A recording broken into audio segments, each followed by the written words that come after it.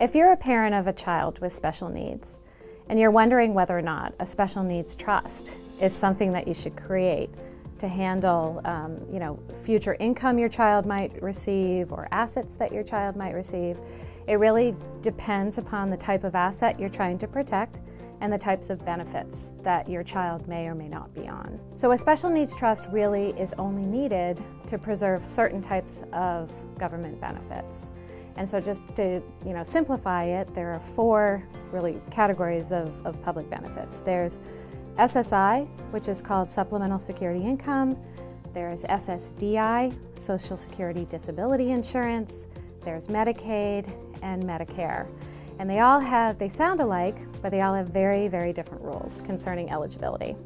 So to unpack it a little bit, SSI, Supplemental Security Income, is a cash benefit from the federal government for individuals who have never had a work history of their own and who become totally and permanently disabled either from birth or at some point later on in life. And it's a cash benefit, a monthly benefit that comes into the household.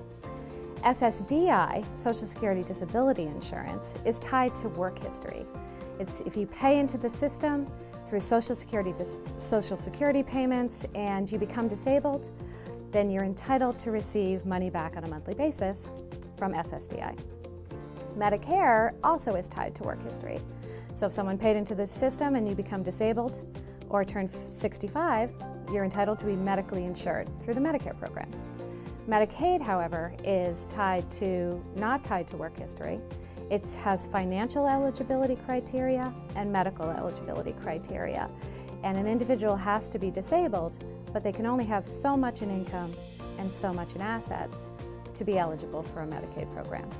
Special needs trusts are really only needed to preserve Medicaid, which has a financial eligibility criteria, and SSI, which has a financial eligibility criteria. If the child of that parent is going to be on Medicare or SSDI, a special needs trust may not be the right vehicle to use to plan for their inheritance.